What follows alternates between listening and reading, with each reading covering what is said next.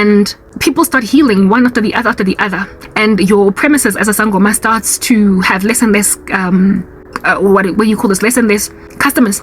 But because you're a sangoma and you were the one in a position to heal everybody that everybody trusted, and your medicine failed, you then, in a great deal of pride, make a decision to reject medication that could cure even you. You're now on your way out. You're now also dying from the same disease that's taking out all of your village men, and the doctor is out here offering you a cocktail of antibiotics, and you are like, no, I am going to cure myself my own way. I'm going to do it my way. And so you literally abandon yourself to pass away when you are being given the only solution that's cured people from your fake medicine first and foremost, but more than anything, it's also able to cure even you.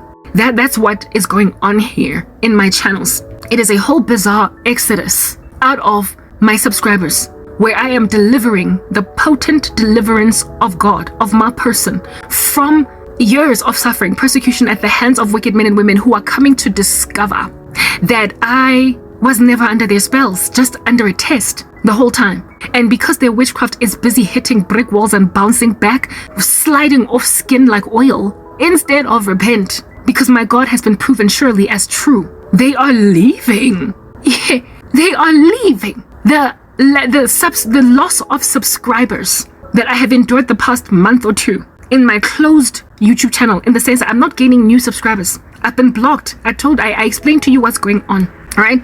In that there is something that has been done at YouTube that took away, never mind my advanced features, but they've made sure that the only people that can see my content are my subscribers. The only ones that can see me are my subscribers. My stuff is not getting recommended to anybody new. The only way that I would ever get seen by anybody new on the outside is if one of my subscribers shared my video on their platform and it got seen from there, or if people search me and miraculously find my content. But in terms of recommendation by the algorithm, that's not happening.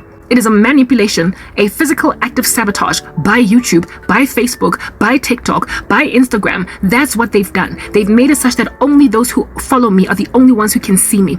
That's the kind of sabotage. The only place where I'm growing is X or Twitter. So with that being a thing, I can only ever experience a net loss of subscribers instead of a net gain. I used to think that the subscribers that were leaving me because they were watching me die and they didn't want to have to watch a woman die. Well, recently I've been uploading my breakthrough and my deliverance from the clutch of said death as that, and they're still leaving. So, okie dokie, I'm back after charging my phone. Yes, that's what I was talking about earlier, right? Yes, they leave. Guys, they leave. Like I told you guys, the kinds of blockages that are chilling on my YouTube channel, and the biggest blockage has happened as a result of a saboteur of sorts. And this saboteur is an individual that has got a Messianic complex where I am concerned. Like I told you, these people, these Kabelos and these Kinelwes, sometimes they know you in that they are friends, family members, colleagues, etc., etc.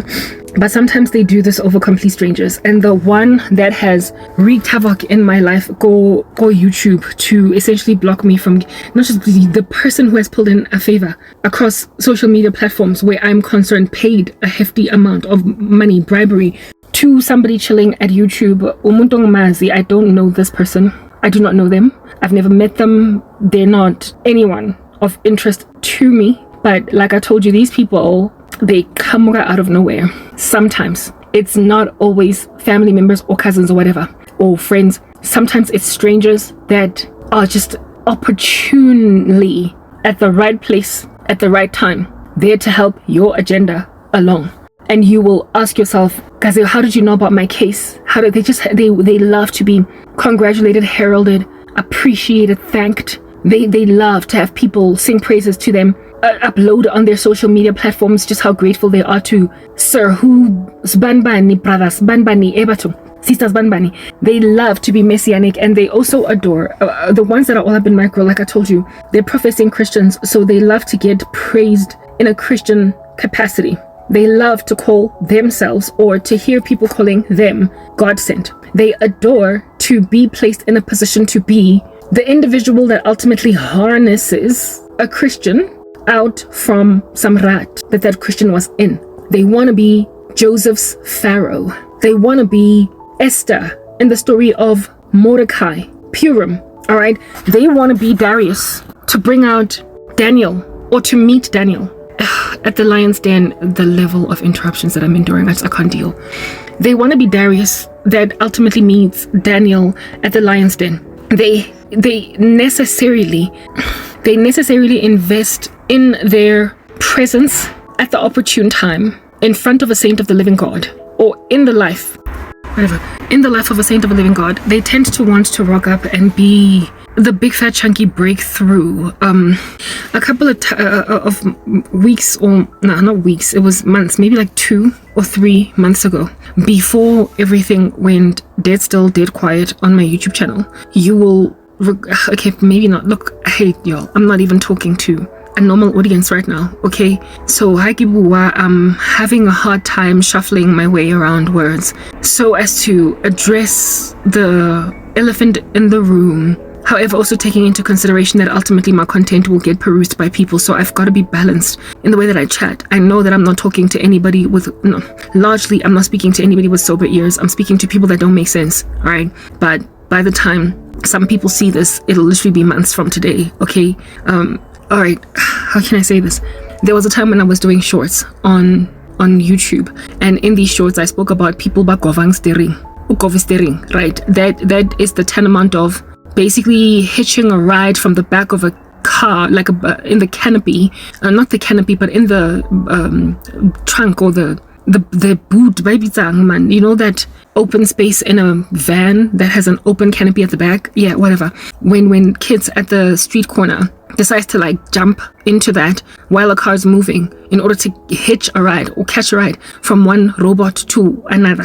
Yeah, something of that nature. And it's kind of dangerous. They literally do it on moving vehicles, and by the time the driver notices, or not so much even by the time the driver notices, by the time the driver stops, these kids have already gotten like a good 500 meters in, a good kilometer in. So they have hitched a ride on a truck or a van that was already mobile, and they are trying to get to their destination through somebody else's hard labor, so somebody else's petrol, somebody else, yeah, etc. Yeah, I spoke about how it is that close to breakthrough, a lot of times the wicked, especially those that have participated in the mutiny against your life, will try to govastering. They will climb on your car while you are driving and get to the final destination that you're going to, having, however, only hopped on at the bag 5 seconds before you got to the end of that place. And then they will try to ride that wave. They will attempt to make it appear as if though they were there all along. They will try to make it appear as if though they were the God sent. Literally, they will make themselves Joseph's Pharaoh. They will make themselves Nebuchadnezzar to Daniel after getting out of the fire, to Shadrach, Meshach, and Abednego. They will make themselves the people that will put in the position. They will make themselves the people that will put in a position to set God's people free for such a time as this. They will make themselves the breakthrough. They are literally like, it's just like clockwork, counterfeit messiahs that rock up so close to your breakthrough. You will have done the time. You will have flattened yourselves on the ground to come up for air. For years, you will have been waiting for God, enduring evil patiently, not growing weary of doing good, being renewed in your strength like eagles, mounting up with wings like eagles, running and not fainting, walking and not growing weary. You will have done all that for years, and these people will rock up, make an observation of your suffering. And never mind the observation of your suffering, but the very potential for you, like the what looks like could be you coming around, right? And they will ride that wave. These people are like that. They ride waves. They are good at spotting opportunities that way. They are able to headhunt a scenario, a circumstance, and recognize it as an opportunity to be a hero. Remember, it's a congenital defect. It's a birth defect. It's something that they have going down in their veins from the time that they were like children. They've always just loved to be the boss of the scheme. They love to be the kid giving the other kid in school bread while nobody else is helping them along. They love to be seen, and even when they give, unlike what it's written in God's word, where it is written that when you give with your left hand, make sure your right hand doesn't see, something of that nature. When you pray in secret, and your Father who's in heaven will reward you openly, etc. These people love open praise. They absolutely adore open praise. So when they help you, it must be overt. It must be clear that they're the ones that came through for you. So they headhunt a circumstance. If somebody stands to be harnessed out of a dangerous situation without anybody seeing that they are there for the photo op, to take camera, if there are no cameras rolling, they're not going to help you. there must be cameras rolling, and you must also be in a position to give a testimony that this is the person that helped me along. And if you aren't there to say that, they will likely just walk right by you. It's got to be recorded. I was watching the what do you call this? The documentary covering the horrific feats of TB Joshua, right? The BBC documentary that was done. I was literally like 10 hours too late. I was 7 months too late. I came to the party late concerning that documentary, but I watched it just the other day, 7 months later. And among the people that were commenting on the stuff, on the works of TB Joshua, they made mention of the fact that the guy, there always had to be cameras, like everywhere, even with the building collapse where those 80-something South Africans were killed. You will remember that very tragic story. Even with the building collapse that killed a whole bunch of South Africans, the majority of the people that died were South African, and then other people from other nationalities. That building that collapsed, apparently TB Joshua was out here when they were busy essentially doing what would appear to be rescue effort type work. The cameras had to be rolling. Like they had to be like people were trapped under rubble. People were hurting. People were wondering what's going on with their family members, and they insisted on bringing out cameras before they could do anything, before they could help, before they could salvage, before they could rescue. And also the cameras that were rolling, they could only see, they ascertained that they could only see people that were alive, right? The people who got taken out of that rubble, still breathing, still alive, still intact, they were the only ones recorded. And then TB Joshua waited until night to essentially deal with the dead bodies, the people who had been disembodied, the people who had perished in that incident. The cameras could not roll then. So it just reminds me, these people are like that. They're like TB Joshua in the sense that the cameras must roll.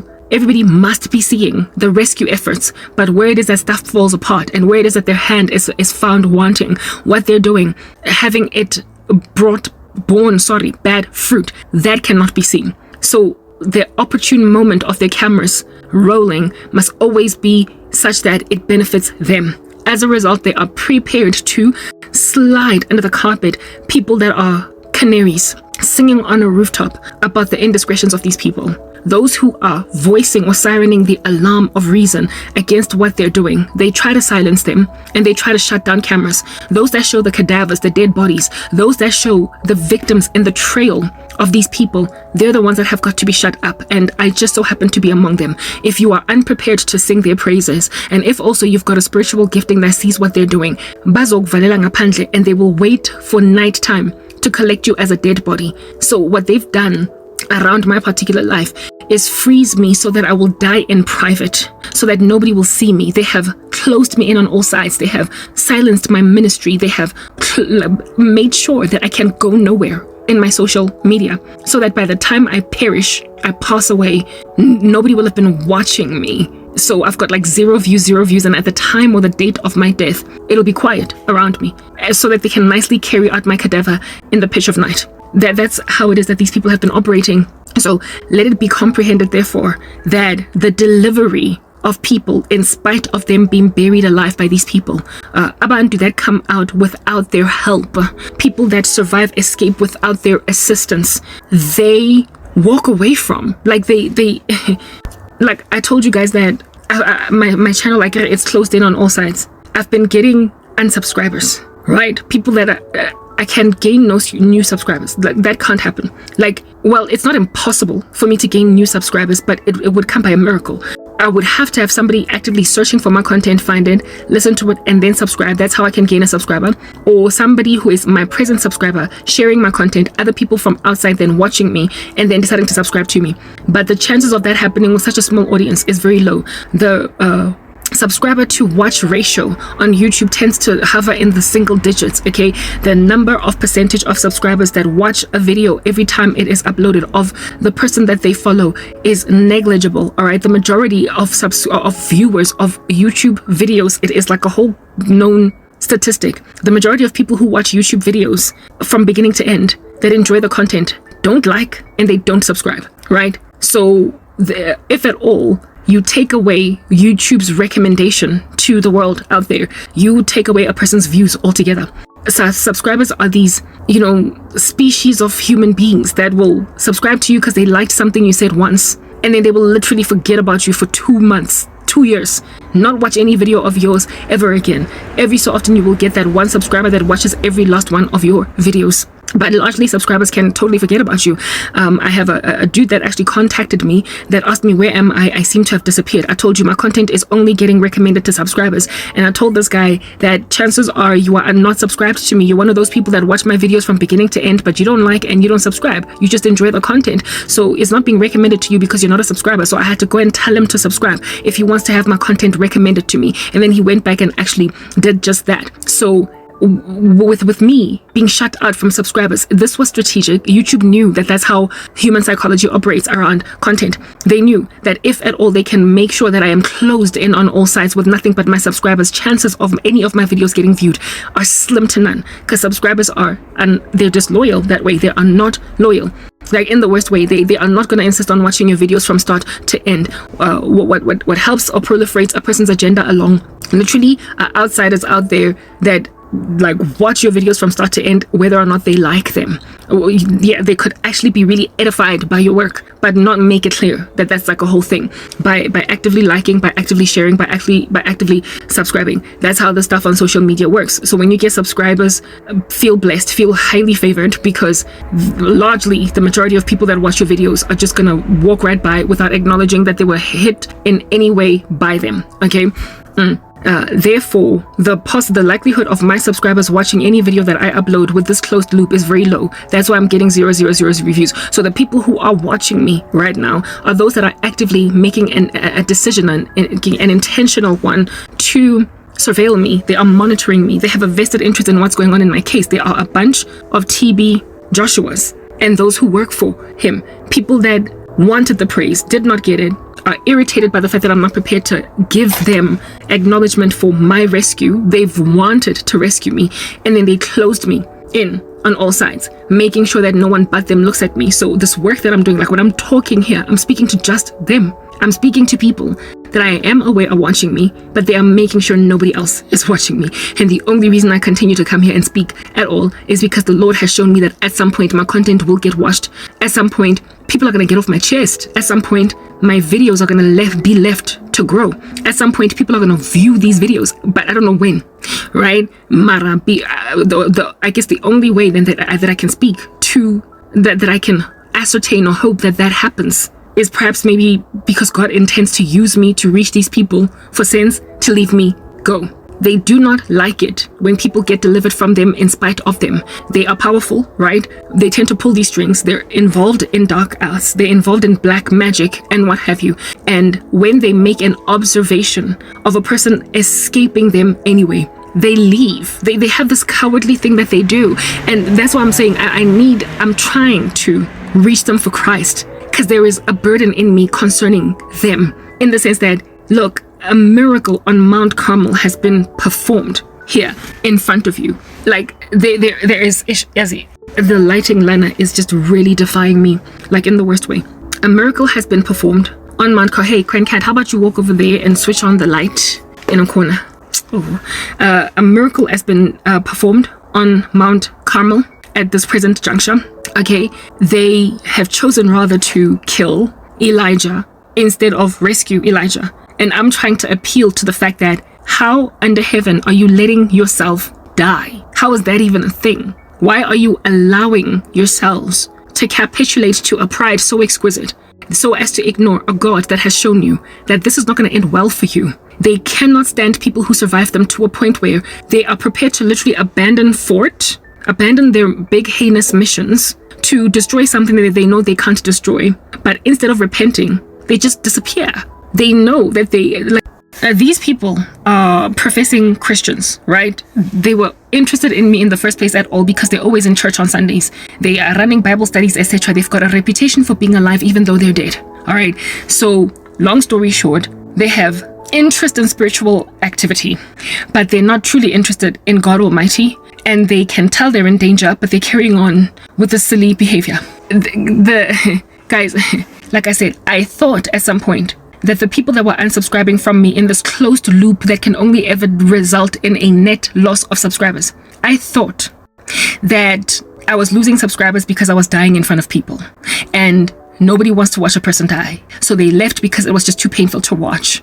However, recently, I've been uploading very uplifting content, and my intention has been to snatch, even if it is possible, these guys from the flames. I've been literally gunning for my enemies because they're lost and they're going to hell, and they have participated in the mutiny against the body of Christ. They're in a great deal of danger, and they're the only ones that I am frankly able to talk to right now because they have made sure that I'm closed in on all sides. I am not afraid that I'm going to be blocked forever because God is the one that is in control at the end of the day as to what happens. But if the Lord sets me free in spite of their obedience to him and them move out the way, they're going to be moved out the way by death. So this here is an urgent message of repentance to them, to tell them, repent or you will perish, because you can't sit on prophecy and on me and people like me without God moving you out the way. You save your souls and you save your lives and you get to keep them when you respect that God has shown you that he is God. When God has displayed to you that nobody can curse those whom God has blessed. When the Lord has proven to you that he is king. You do best not so much to defy him to the nth of yourself or even walking away, but to join us. Like, if you can't beat them, join them. That's the thing that I'm trying to say over here. I am trying to speak to the tanamount of Bisola. You know Bisola, one of the women that used to work for TB Joshua. She turned around and repented even though she was a mutineer against all of TB Joshua's victims.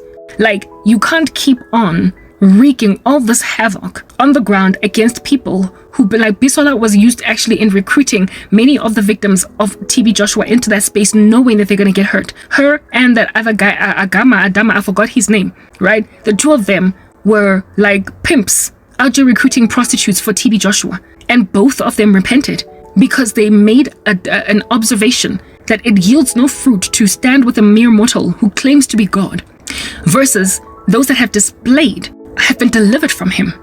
When the boulders came tumbling down the mountaintop from TB, on top of TB Joshua's general thing that he was, people who were like his victims and also his skivvies saw that it does not do anything for me to hold on to this man. Like when the Lord brings low the structures that you have trusted all this time, why in pride are you holding on to what little fragment of reputation remains when you are facing eternal condemnation? That's the thing that I'm talking about right now. Whoever is walking away from me on YouTube, I initially thought it was subscribers that was scared to watch me die, and maybe it could be, but I have started uploading uplifting content that is displaying my breakthrough, and I am losing subscribers still. People are still leaving me. Why are they leaving? It's the way that these people are. Bajwalo, do you understand? They would rather, like, they've got a whole, I'd rather die than admit the truth. I'd rather die than vindicate Karabo. It's not about me. This is not about Karabo. I am not the person here that stands to gain pride and glory and exaltation. It is about the fact that your souls are in chains. You are lost. You are going to hell when you die. And I have been a messenger of God to try and eradicate people from doing that. I am doing everything in my power to snatch, if it is possible, some even from the flames of hell. That's been the only job I've been doing this entire time. So to respond to your conviction of sin by giving your life to Christ is not a favor to me. It's not a favor to Karabo. You're making this about human beings, and that's why you're in danger. You're making this about people. Like you're at loggerheads with mere mortals, while you are completely separated from a holy God that can crush you under his foot, condemn you eternally. And for the sake of not vindicating his saint, you are staying in the dark when the Lord has displayed through that Christian that you are not safe. The Lord has made it evident through Karabo and whomever might be his disciples on the left and on the right of you that you aren't safe in this condition, and you hold on to it. What is it going to take for a person to discover that literally I am perishing and I'm going to hell, all in the name of pride, rather than let Karabo win? It's not about me winning. At the end of the day, I've already won. I won the day I gave my life to Christ. 13 years ago when I got born again, I won. The defeat on the human race is that which sends them to hell, even when they've got an option out through Christ. I already won. And as soon as I joined the winning team, I went to work to try and get more people on the winning team. So everybody that is doing everything in their power to not allow a Christian to gain their day in court, You are fighting a mere mortal, and that's how the devil wants you to stay. The devil wants you to keep on pridefully refusing to let Karabo win, when Karabo's already won. Satan is succeeding to send you to hell through an uninformed and misplaced pride in fighting a mere mortal, instead of wrestling with her God, that he might bless you at the end of that fight, like Israel, like Jacob. The war you are in here is with Jesus Christ. It is with God, your creator. It is not with his servants. No matter what we look like, no matter how we might come across, how we might register to your members, at the end of the day, you are fighting mere mortals, creations, while you are at comprehensive odds with their creator.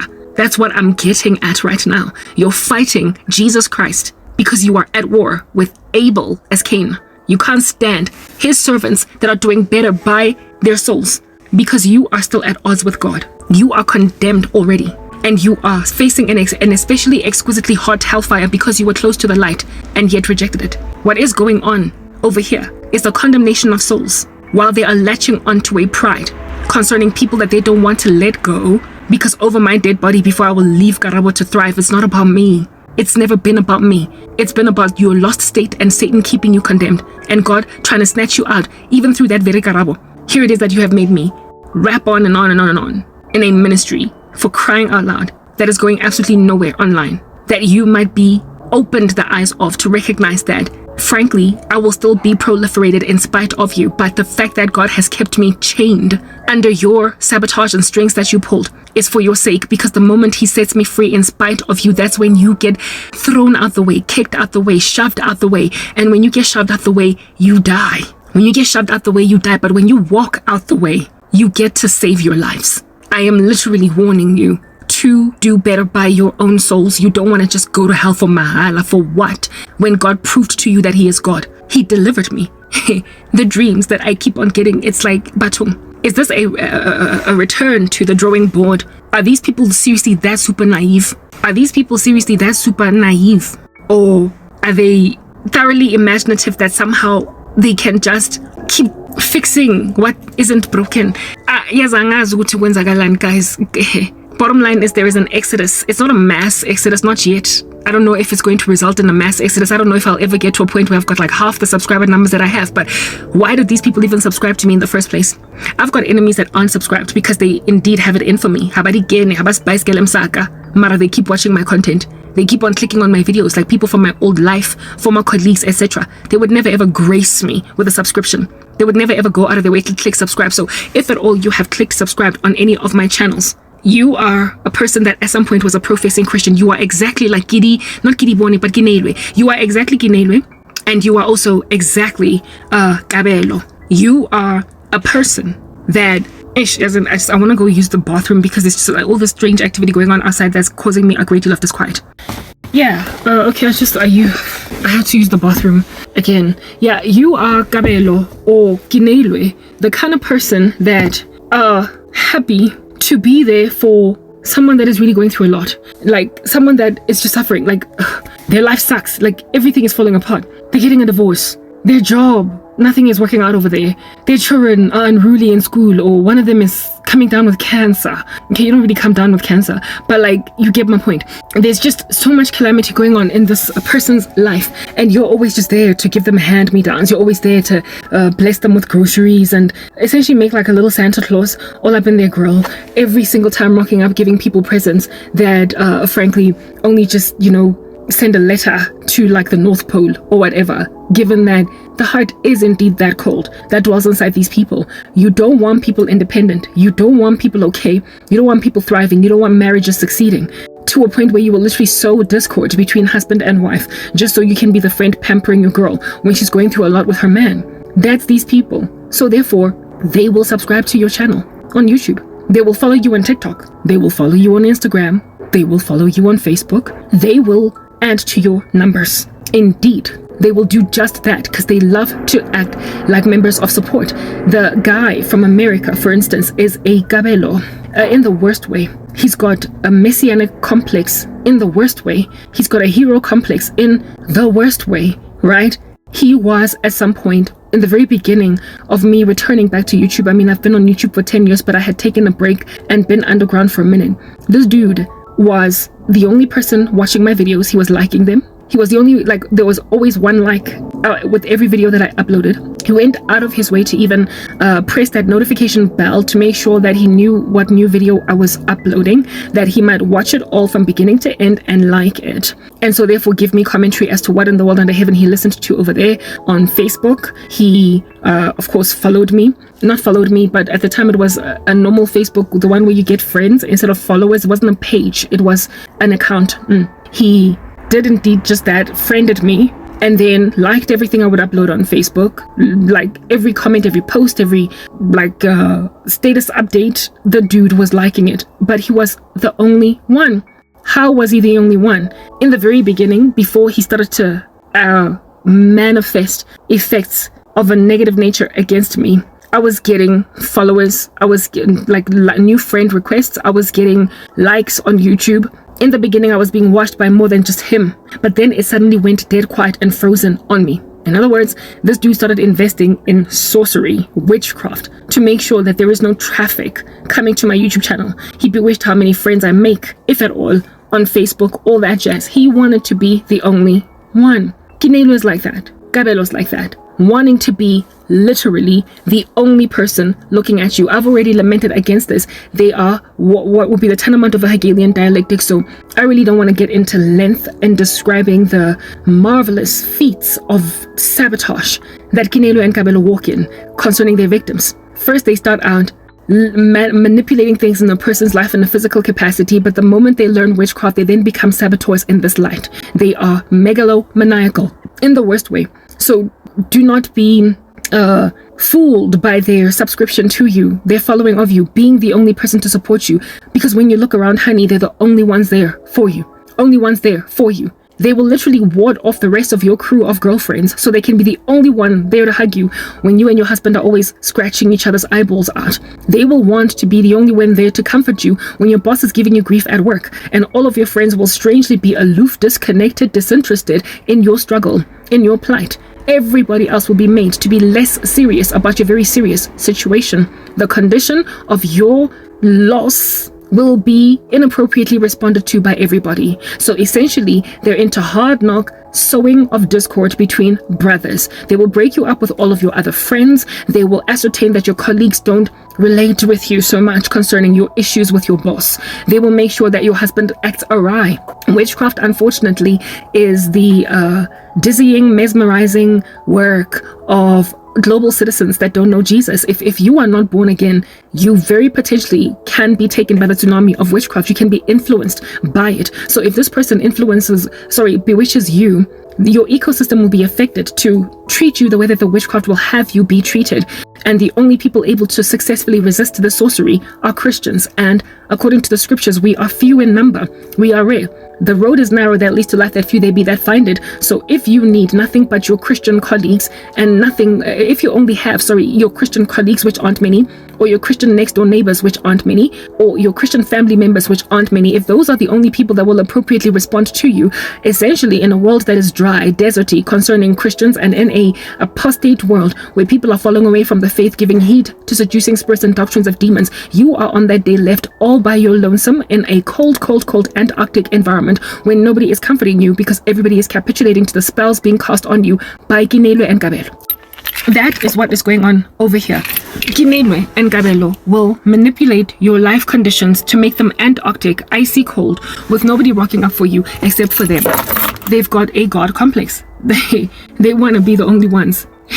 So basically, you are in a pretty bad knot when Kinelo and Kabelo have set their sights on you. If they become possessive of you, you're kind of in trouble unless you're Christian. That's why people need to turn over their lives to Christ so that they won't be subject to the misery of being under the clutch or the control of the tethering power of Kinelo and Kabelo. And from what the Lord has shown me, there's literally so many of them.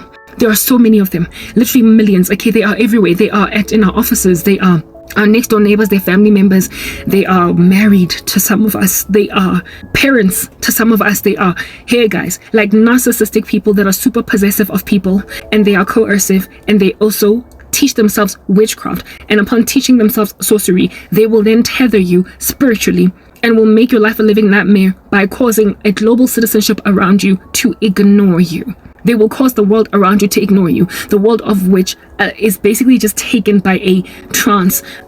Y'all, this documentary, TB Joshua, it's like I saw my life unfolding in that documentary, but from the vantage point where I'm the victim, right? I'm the victim. Like, TB Joshua had a daughter that he treated like trash. She was a child out of wedlock, right? Born to him, and he wanted to hide this kid. And this daughter of TB Joshua was the only person in this whole circle of insanity, right, that was not under the spells of TB Joshua. So there was this dude that TB Joshua used to work with at the mountains or whatever. Like, there was a mountain that he used to go to where he would do rituals, spells. Essentially, it was like a witchcraft mountain.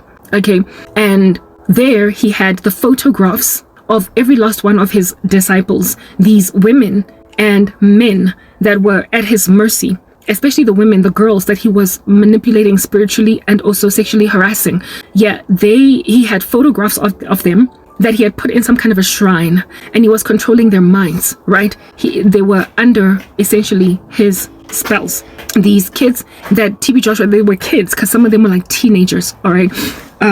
These kids, Baga TB Joshua, they were not TB Joshua's kids. He separated them from family, from friends. He made sure that they could not contact anybody. Like, Papa, the way that these people work is exactly like that. They will separate you from family, they will separate you from friends, and then they will put you in a trance, a spell. According to this man at the mountain that used to work with TB Joshua with these rituals that in and of himself, I believe, repented. Okay, so basically the expose happened as to how these occult practitioners literally clutch in a very mesmeric capacity a horde of individuals to ignore what is basic reason and basic soundness of thought. Okay, this man spoke about how it is that TB Joshua would bewitch all of these girls, but the photographs of his own wife, basically his own family members, were not under spells. They were not under his spells. So all these kids, all these women that were in TB Joshua's house, or like little scone mansion, whatever you want to call it. One of them is actually a chick that went to my high school. Okay, they were mesmerized. They were in some kind of a trance. They could not see what is right. One of the girls interviewing them spoke about how it is that he grabs a person that's generally a good girl and turns them into a monster. Spoke about how TB Joshua turned her into a monster. How did TB Joshua turn her into a monster? He made her blasé, nonchalant, and apathetic towards the right thing to do. Like, one of the girls got raped by TB Joshua, right? And she was a virgin, and she confessed this activity to one of the other girls that was also a victim of his sexually. And the girl sang like a canary. She literally reported it to TB Joshua on somebody singing like a canary that you're raping her, but like you're also his victim in that regard. Like, people get put in a trance to be that way. It is spiritual.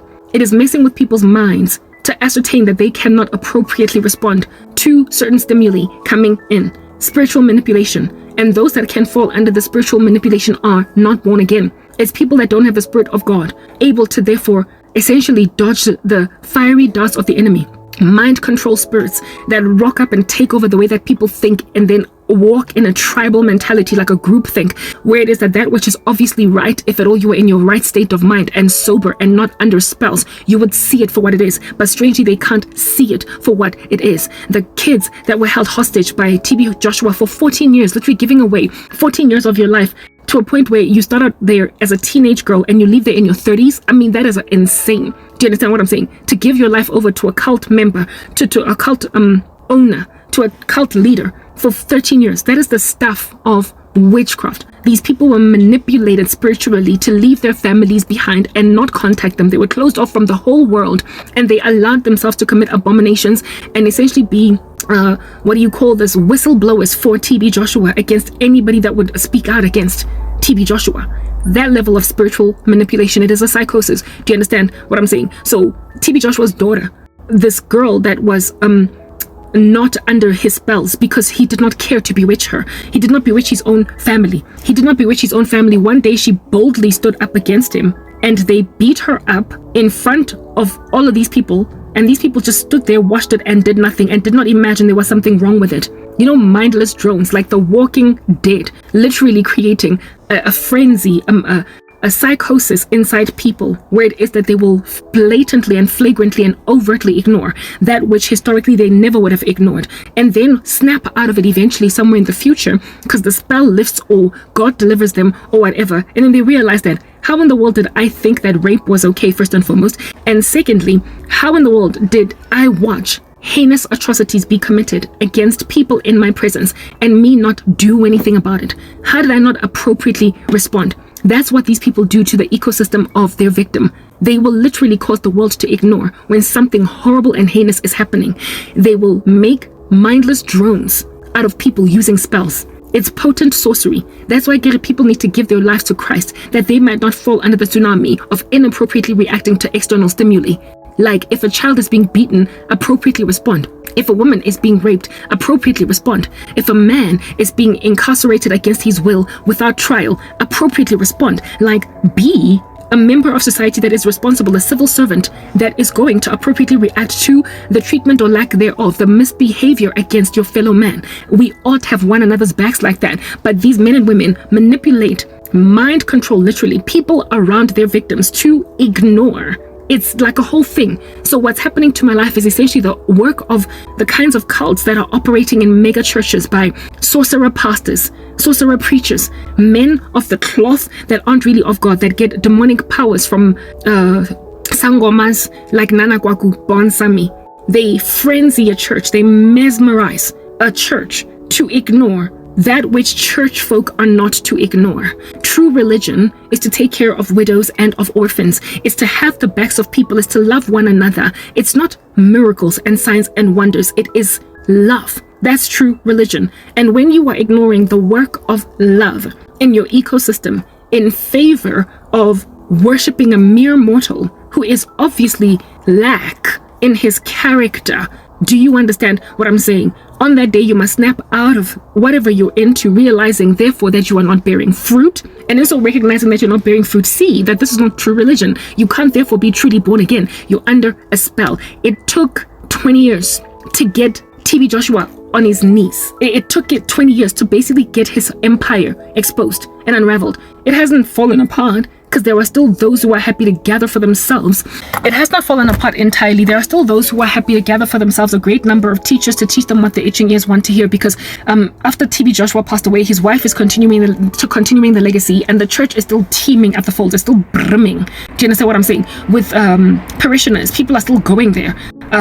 So he has prospered to proliferate a baton of satanic worship in a church, frenzying and mesmerizing a whole bunch of people. There likely are still a whole bunch of rituals happening there. People have just continued on in that legacy, and he's got a whole bunch of advocates willing to basically stand up for him, like Prophet Lovi. You know, I mean, in and of himself, he's a little sorcerer pastor. So of course, there will still be people. I mean, wheat will grow among tares. That's like a whole thing. The Bible did make it clear that Labantu are going to start stuff and people are going to proliferate it until the very end of the end of the end. But TB Joshua as a man was already facing comeuppance. Like, as a man, TB Joshua was done for. He died only a couple of days, according to that BBC documentary, after the first interviews were done. He was going to get exposed while alive, but then God took him before then. The Lord sent him to the end of his life.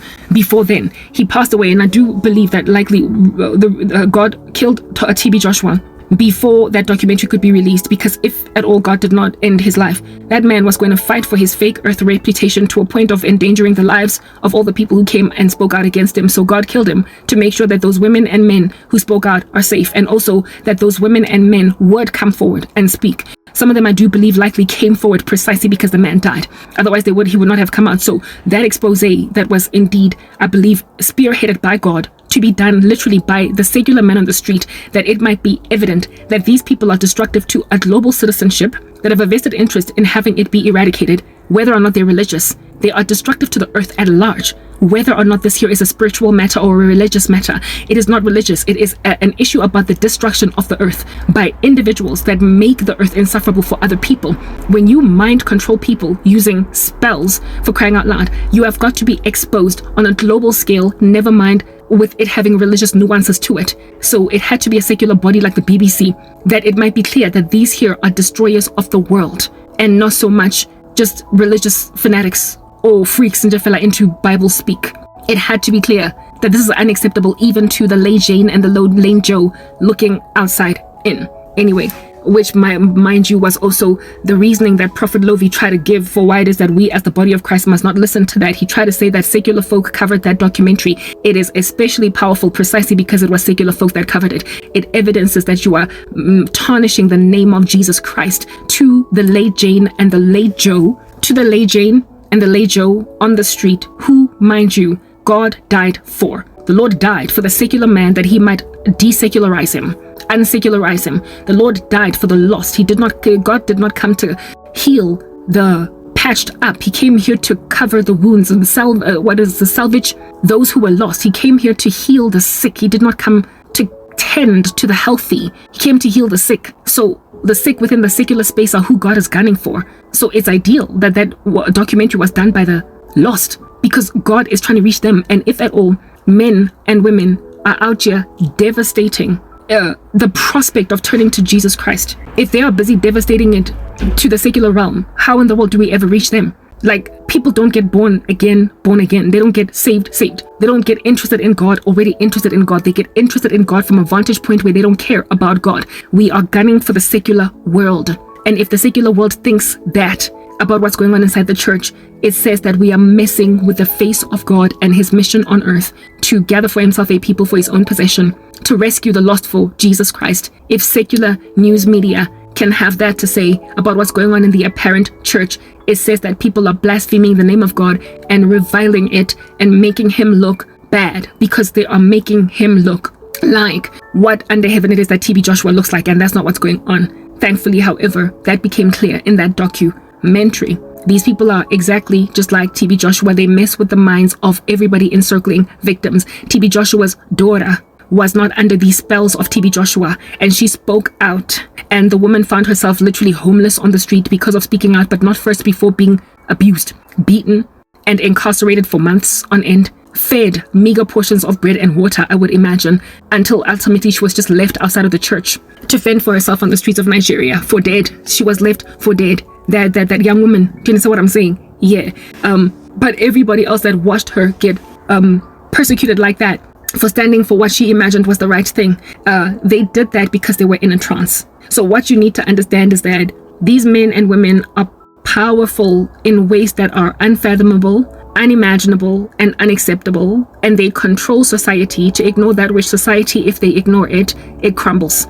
Ignoring basic things like the protection of women and children, ignoring basic things like protecting the cognitive autonomy of people to think for themselves. When society comprehensively neglects the protection of such things as these, it falls apart. The literal world falls apart when these men are left to thrive. Kinelwe and Kabelo are like TB Joshua. They are like the skivvies of TB Joshua. They are people that want to control the world of people around them, that everybody might need them for rescuing. They make themselves little messiahs, okay? And my thing with that is, will you die like TB Joshua at the height of expose of your person, or will you rather make like Bisola and repent? Literally, there are two paths that a story being uncovered of cult members can go. You can either give your life to Christ because you got caught, or you can insist on being killed by God. Because if you don't get killed, your victims are not going to speak out. The expose on you is not going to go out.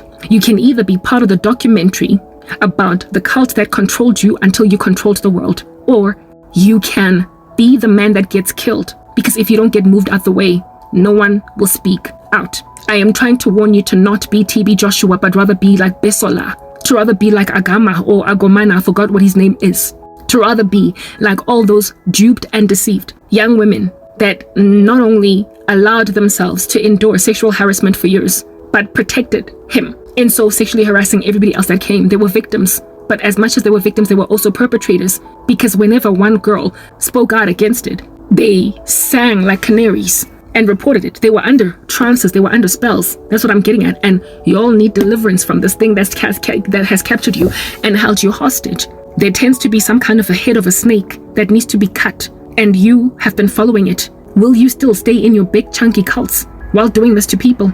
Will you still sow discord that much? Kiriboni, not Kiriboni, Kinelwe, Kabelo. The way that you are, you insist that people need you for everything. You make yourselves messiahs. And when your victims escape you anyway, you either try to neutralize them, kill them, and if they can't die, you ostracize the world from them.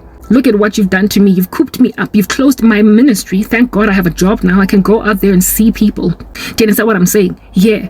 But like, if at all this job did not come through, I would have essentially low-key just kind of died, miserated by being closed in on all sides by TB Joshua, who hates that I am out here trying to do a documentary exposing the filth in his organization. Will you, upon it being evidenced that there is a God that delivers from TB Joshua, will you stay on the run, flee, Njefela, merely disappear through the cracks? Will you disappear, or will you do a better thing and repent? Those who have already unsubscribed from me, I don't know if they will come back, but certainly what is true is that my content is no longer being recommended to them.